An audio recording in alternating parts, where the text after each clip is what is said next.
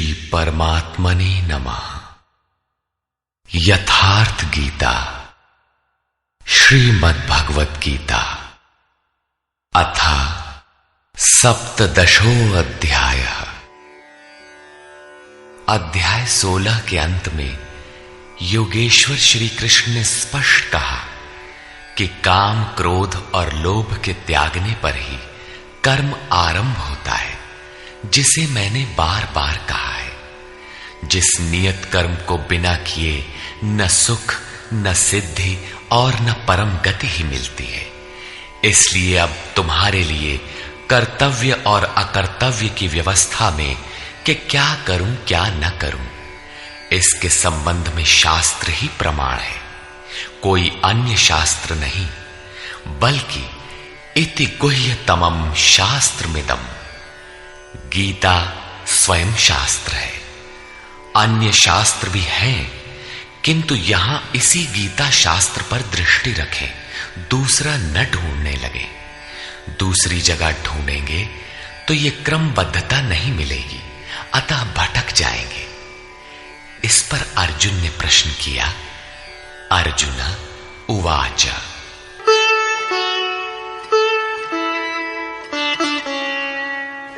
ये शास्त्रविधिमुत्सृज्य यजन्ते श्रद्धयान्विताः तेषां निष्ठा तु का कृष्ण सत्वमाहो रजस्तमः। हे श्री कृष्ण, जो मनुष्य शास्त्र विधि को छोड़कर श्रद्धा सहित यजन करते हैं, उनकी गति कौन सी है? सात्विकी है, राजसी है अथवा तामसी है? यजन में देवता, यक्ष, भूत इत्यादि सभी आ जाते हैं। श्री भगवान वाच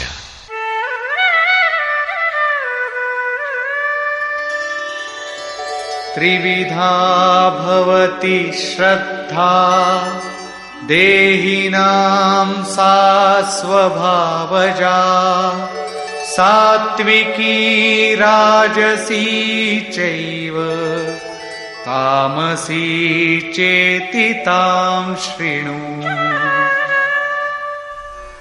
अध्याय 2 में योगेश्वर ने बताया था कि अर्जुन, इस योग में निर्धारित क्रिया एक ही है। अविवेकियों की बुद्धि अनंत शाखाओं वाली होती है, इसलिए वे अनंत क्रियाओं का विस्तार कर लेते हैं। दिखावटी शोभा युक्त वाणी में उसे व्यक्त भी करते हैं। उनकी वाणी की छाप जिनके चित्त पर पड़ती है अर्जुन, उनकी भी बुद्धि नष्ट हो जाती है, न कि कुछ पाते हैं। ठीक इसी की पुनरावृत्ति यहां पर भी है कि जो शास्त्र विधि मुत्सृज्य, शास्त्र विधि को त्याग कर भजते हैं, उनकी श्रद्धा भी 3 प्रकार की होती है। इस पर श्री कृष्ण ने कहा, मनुष्य की आदत से उत्पन्न हुई वो श्रद्धा सात्विकी, राजसी तथा तामसी ऐसे 3 प्रकार की होती है। उसे तुम मुझसे सुन। मनुष्य के हृदय में यह श्रद्धा अविरल है।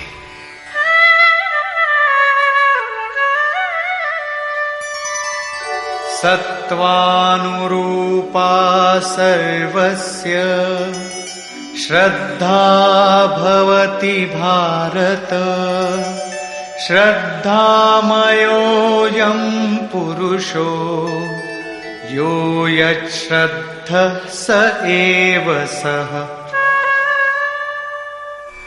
हे भारत, सभी मनुष्यों की श्रद्धा उनके चित्त की वृत्तियों के अनुरूप होती है। ये पुरुष श्रद्धामय है, इसलिए जो पुरुष जैसी श्रद्धा वाला है वो स्वयं भी वही है। प्रायः लोग पूछते हैं, मैं कौन हूं? कोई कहता है मैं तो आत्मा हूं, किंतु नहीं। यहां योगेश्वर श्री कृष्ण कहते हैं कि जैसी श्रद्धा, जैसी वृत्ति, वैसा पुरुष। गीता योग दर्शन है। महर्षि पतंजलि भी योगी थे, उनका योग दर्शन है। योग है क्या?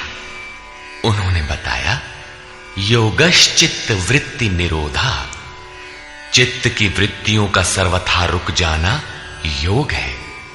किसी ने परिश्रम करके रोक ही लिया तो लाभ क्या है? तदा दृष्टुः स्वरूपे वस्थानम, उस समय ये दृष्टा जीवात्मा अपने ही शाश्वत स्वरूप में स्थित हो जाता है। क्या स्थित होने से पूर्व ये मलिन था? पतंजलि कहते हैं, वृत्ति सारूप्य मित्रत्र, दूसरे समय में जैसा वृत्ति का रूप है वैसा ही वो दृष्टा है। यहां योगेश्वर श्री कृष्ण कहते हैं, ये पुरुष श्रद्धामय है, श्रद्धा से ओतप्रोत, कहीं न कहीं श्रद्धा अवश्य होगी, और जैसी श्रद्धा वाला है वो स्वयं भी वही है। जैसी वृत्ति वैसा पुरुष। अब तीनों श्रद्धाओं का विभाजन करते हैं। यजन्ते सात्विका देवान् यक्षरक्षांसि राजसाः प्रेतान् भूतगणांश्चान्ये यजन्ते तामसा जनाः। उनमें से सात्विक पुरुष देवताओं को पूजते हैं, राजसी पुरुष यक्ष और राक्षसों को पूजते हैं, तथा अन्य तामस पुरुष प्रेत और भूतों को पूजते हैं। वे पूजन में अथक परिश्रम भी करते हैं।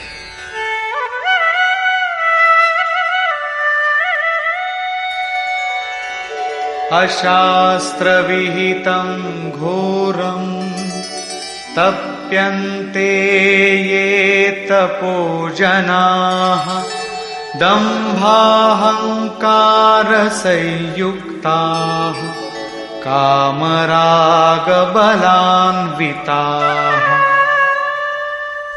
वे मनुष्य शास्त्र विधि से रहित घोर कल्पित अर्थात कल्पित क्रियाएं रचकर तप तपते हैं।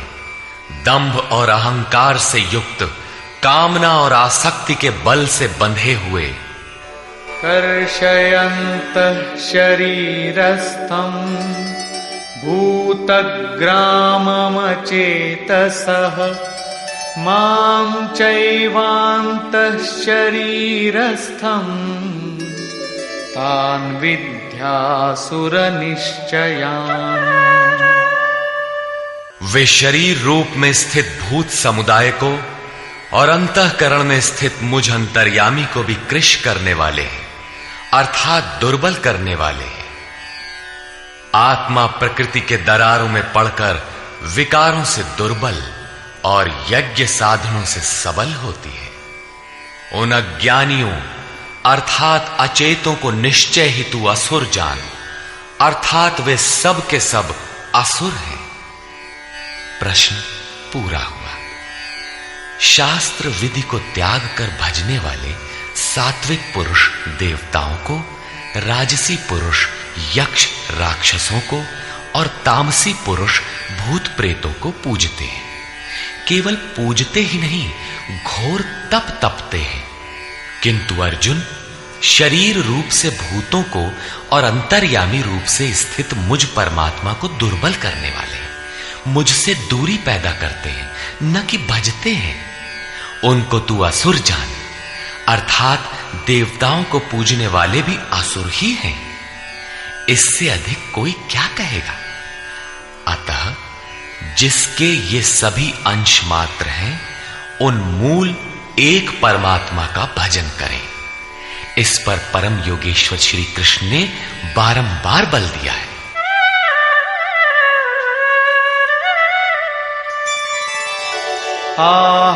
आहारस्त्वपि सर्वस्य त्रिविधो भवति प्रियः यज्ञस्तपस्तथा दानं तेषां भेदमिमं शृणु।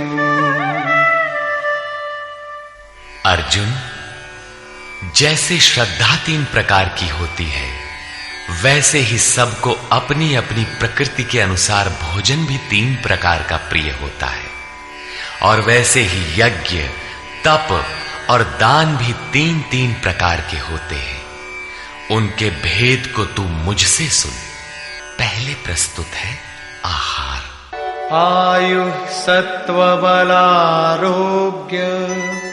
सुख प्रीति विवर्धना रस्या स्निग्धा स्थिरा हृद्या आहारा सात्विक प्रिया। आयु, बुद्धि, बल, आरोग्य, सुख और प्रीति को बढ़ाने वाले, रस युक्त चिकने और स्थिर रहने वाले तथा स्वभाव से ही हृदय को प्रिय लगने वाले भोज्य पदार्थ सात्विक पुरुष को प्रिय होते हैं। योगेश्वर श्री कृष्ण के अनुसार स्वभाव से हृदय को प्रिय लगने वाला, बल, आरोग्य, बुद्धि और आयु बढ़ाने वाला भोज्य पदार्थ ही सात्विक है।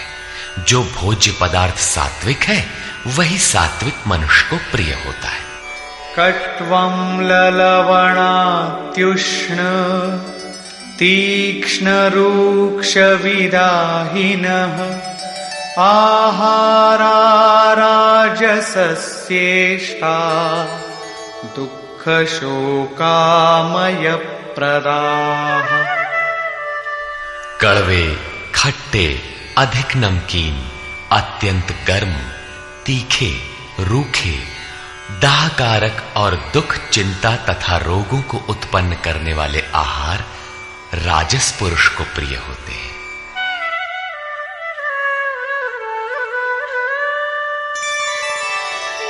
यातयामं गतरसं पूतिपर्युषितं च यत् उच्छिष्टमपि चामेध्यं भोजनं तामसप्रियम्।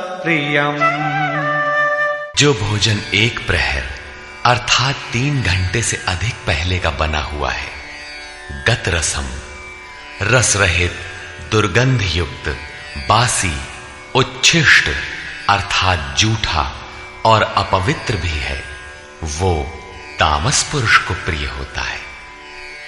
प्रश्न पूरा हुआ। अब प्रस्तुत है यज्ञ।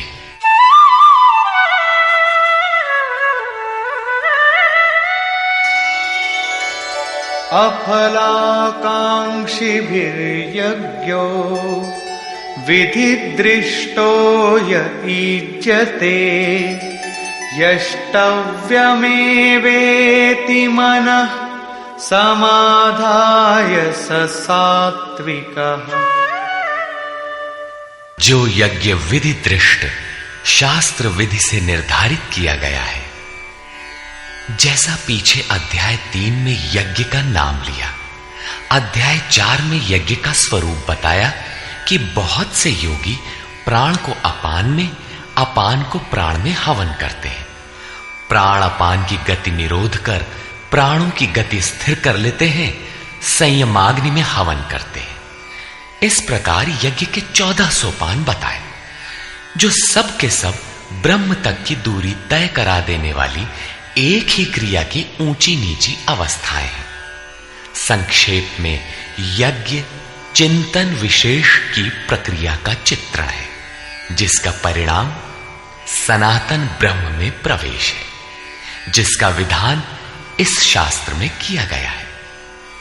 उसी शास्त्र विधान पर पुनः बल देते हैं कि अर्जुन, शास्त्र विधि से नियत किए हुए जिसे करना ही कर्तव्य है तथा जो मन का निरोध करने वाला है, जो फल को न चाहने वाले पुरुषों द्वारा किया जाता है, वो यज्ञ सात्विक है।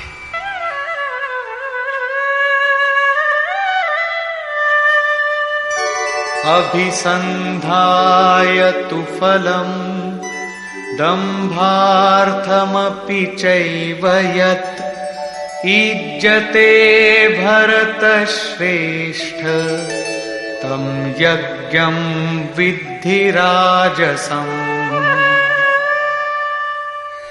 हे अर्जुन, जो यज्ञ केवल दंभाचरण के लिए ही हो या फल को उद्देश्य बनाकर किया जाता हो, उसे राजस यज्ञ जान। ये कर्ता यज्ञ की विधि जानता है, किंतु दंभाचरण या फल को उद्देश्य बनाकर करता है कि अमुक वस्तु मिलेगी तथा लोग देखें कि यज्ञ करता है, प्रशंसा करेंगे। ऐसा यज्ञ करता वस्तुतः राजसी है। अब तामस यज्ञ का स्वरूप बताते हैं।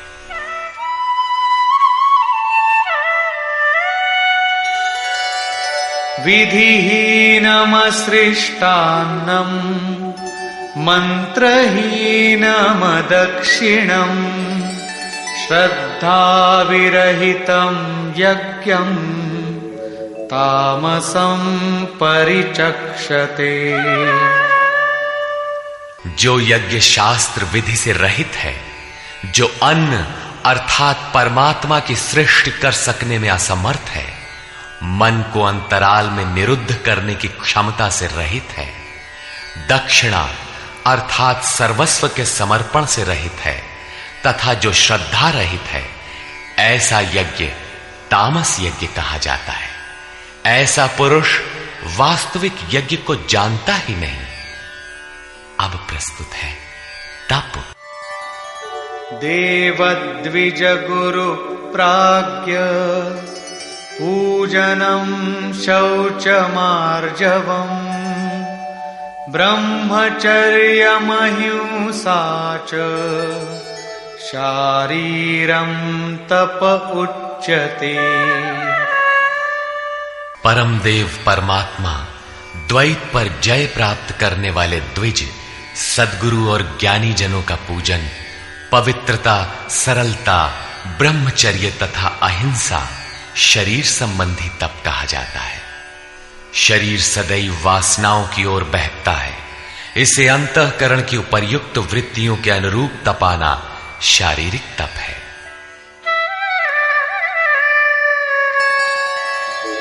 अनुद्वेगकरं वाक्यं सत्यं प्रियहितं च यत् स्वाध्यायाभ्यसनं चैव वाङ्मयं तप उच्यते।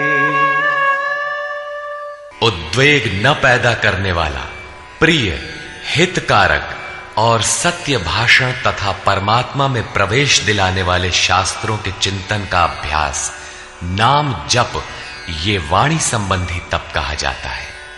वाणी विषयोन्मुख विचारों को भी व्यक्त करती रहती है। इसे उस ओर से समेटकर परम सत्य परमात्मा की दिशा में लगाना वाणी संबंधी तप है। अब मन संबंधी तप देखें।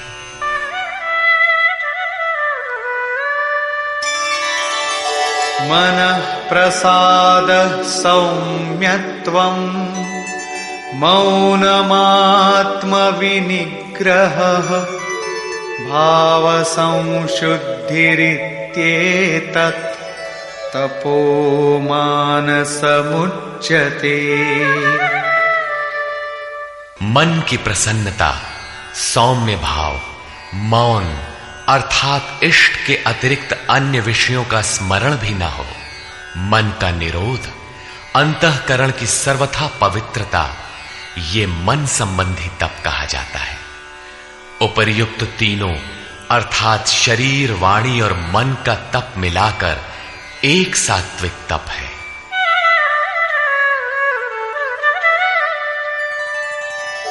श्रद्धया परया तप्तं तपस्तत्त्रिविधं नरैः अफलाकांक्षिभिर्युक्तैः सात्विकं परिचक्षते।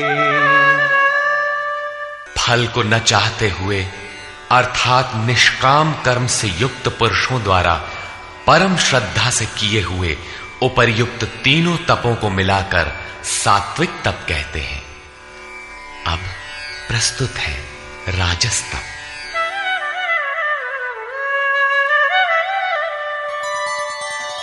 सत्कारमान पूजार्थं तपोदम्भेन चैव यत् क्रियते तदिह प्रोक्तम् राजसं चलमध्रुवम्। जो तप सत्कार, मान और पूजा के लिए अथवा केवल पाखंड से ही किया जाता है, वो अनिश्चित एवं चंचल फल वाला तप राजस कहा गया है। मूढ़ग्राहेणात्मनो यत् पीडया क्रियते तपः परस्योत्सादनार्थं वा तत्तामसमुदाहृतम्। जो तप मूर्खता पूर्वक हठ से मन, वाणी और शरीर की पीड़ा सहित अथवा दूसरे का अनिष्ट करने के लिए बदले की भावना से किया जाता है, वो तप तामस कहा गया है। इस प्रकार सात्विक तप में शरीर, मन और वाणी को मात्र इष्ट के अनुरूप ढालना है। राजस तप में तप की क्रिया वही है, किंतु दंभ मान सम्मान की इच्छा से तपते हैं। प्रायः महात्मा लोग घर बार छोड़ने के बाद भी इस विकार के शिकार हो जाते हैं। और तीसरा तामसी तप अविधि पूर्वक होता है, दूसरों को पीड़ा पहुंचाने के दृष्टिकोण से होता है। अब प्रस्तुत है दान।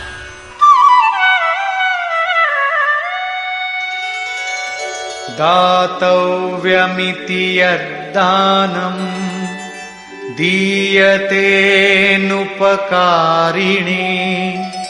देशे काले च पात्रे च तद्दानं सात्विकं स्मृतम्। दान देना ही कर्तव्य है। इस भाव से जो दान देश अर्थात स्थान, काल अर्थात समयानुकूल और सत्य पात्र के प्राप्त होने पर बदले में उपकार की भावना से रहित होकर दिया जाता है, वो दान सात्विक कहा गया है। यत्तु प्रत्युपकारार्थं फलमुद्दिश्य वा पुनः दीयते च परिक्लिष्टं तद्दानं राजसं स्मृतम्। जो दान क्लेश पूर्वक अर्थात जो देते नहीं बनता लेकिन देना पड़ रहा है तथा प्रत्युपकार की भावना से ये करूंगा तो ये मिलेगा अथवा फल को उद्देश्य बनाकर फिर दिया जाता है, वो दान राजस कहा गया है। अदेश काले यद्दानम् अपात्रेभ्यश्च दीयते असत्कृतमवज्ञातम् तत्तामसमुदाहृतम्। जो दान बिना सत्कार किए अथवा तिरस्कार पूर्वक झिड़क कर अयोग्य देश काल में अनाधिकारियों को दिया जाता है, वो दान तामस कहा गया है। पूज्य महाराज जी कहा करते थे, हो कुपात्र को दान देने से दाता नष्ट हो जाता है। ठीक इसी प्रकार श्री कृष्ण का कहना है कि दान देना ही कर्तव्य है। देश काल और पात्र के प्राप्त होने पर बदले में उपकार न चाहने की भावना से उदारता के साथ दिया जाने वाला दान सात्विक है। कठिनाई से निकलने वाला बदले में फल की भावना से दिया जाने वाला दान राजस है और बिना सत्कार के झिड़कियों के साथ प्रतिकूल देश काल में कुपात्र को दिया जाने वाला दान तामस है, लेकिन है दान ही, किंतु जो देह गेह इत्यादि सबके ममत्व को त्याग कर एकमात्र इष्ट पर ही निर्भर है, उसके लिए दान का विधान इससे और उन्नत है, और वो है सर्वस्व का समर्पण, संपूर्ण वासनाओं से हटकर मन का समर्पण।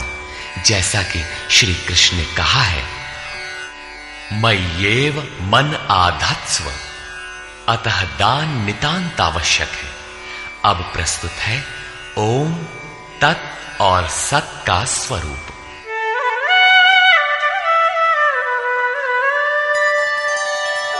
ॐ तत्सदिति निर्देशो ब्रह्मणः त्रिविधः स्मृतः ब्राह्मणास्तेन वेदाश्च यज्ञाश्च विहिताः पुरा।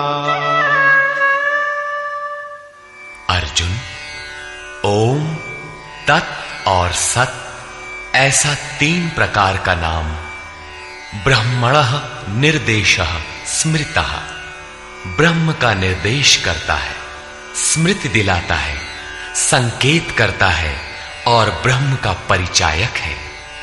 उसी से पुरा, पूर्व में अर्थात आरंभ में ब्राह्मण, वेद और यज्ञादि रचे गए हैं। अर्थात ब्राह्मण, यज्ञ और वेद ओम से पैदा होते हैं। ये योग जन्य है, जन्मना नहीं। ओम के सतत चिंतन से ही इनकी उत्पत्ति है और कोई तरीका नहीं है।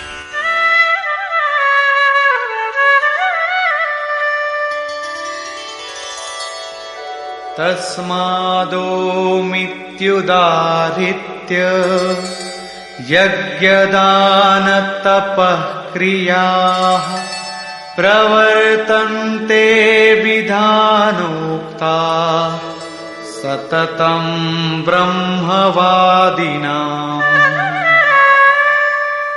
इसलिए ब्रह्म का कथन करने वाले पुरुषों की शास्त्र विधि से नियत की हुई यज्ञ, दान और तप क्रियाएं निरंतर ओम इस नाम को उच्चारण करके ही की जाती है, जिसमें उस ब्रह्म का स्मरण हो जाए। अब तत् शब्द का प्रयोग बताते हैं।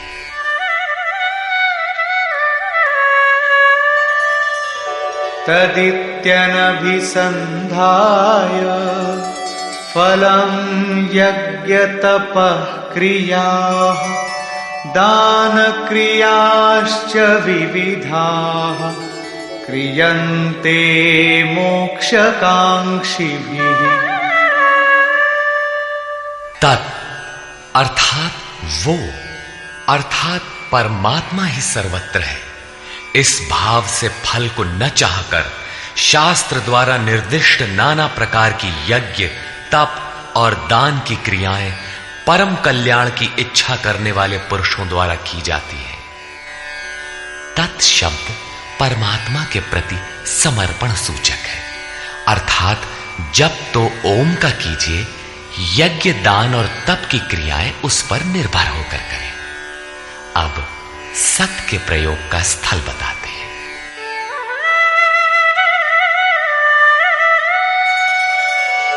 सद्भावे साधुभावे च सदित्येतत् प्रयुज्यते प्रशस्ते कर्मणि तथा सच्छब्दः पार्थयुज्यते। गीता के आरंभ में ही अर्जुन ने प्रश्न खड़ा किया था कि कुल धर्म ही शाश्वत है, सत्य है। तो श्री कृष्ण ने कहा, अर्जुन, तुझे यह अज्ञान कहां से उत्पन्न हुआ? सत वस्तु का तीनों कालों में कभी अभाव नहीं होता, उसे मिटाया नहीं जा सकता, और असत वस्तु का तीनों कालों में अस्तित्व नहीं है, उसे रोका नहीं जा सकता। वस्तुतः वो कौन सी वस्तु है जिसका तीनों कालों में अभाव नहीं है? और वो असत वस्तु है क्या जिसका अस्तित्व नहीं? तो बताया, ये आत्मा ही सत्य है और भूतादिकों के समस्त शरीर नाशवान है। आत्मा सनातन है, अव्यक्त है, शाश्वत और अमृत स्वरूप है। यही परम सत्य है। सत, ऐसे परमात्मा का ये नाम सद्भावे, सत्य के प्रति और साधुभाव में प्रयोग किया जाता है। और हे पार्थ, जब कर्म सांगो पांग भली प्रकार होने लगे, तब सत शब्द का प्रयोग किया जाता है। सत का अर्थ ये नहीं है कि ये वस्तुएं हमारी हैं। जब शरीर ही हमारा नहीं है, तो इसके उपभोग में आने वाली वस्तुएं हमारी कब है? ये सत नहीं है। सत का प्रयोग केवल एक दिशा में किया जाता है। सद्भाव में आत्मा ही परम सत्य है। इस सत्य के प्रति भाव हो, उसे साधने के लिए साधु भाव हो और उसकी प्राप्ति कराने वाला कर्म प्रशस्त ढंग से होने लगे, वहीं सत शब्द का प्रयोग किया जाता है। इसी पर योगेश्वर अग्रेतर कहते हैं, यज्ञे तपसि दाने च स्थितिः सदिति चोच्यते कर्म चैव तदर्थीयम् सदित्येवाभिधीयते।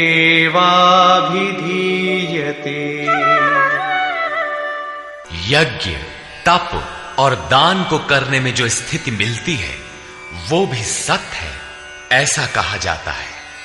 तदर्थीयम, उस परमात्मा की प्राप्ति के लिए किया हुआ कर्म ही सत्य है, ऐसा कहा जाता है। अर्थात उस परमात्मा की प्राप्ति वाला कर्म ही सत्य है। यज्ञ, दान, तप तो इस कर्म के पूरक है। अंत में निर्णय देते हुए कहते हैं कि इन सब के लिए श्रद्धा आवश्यक है।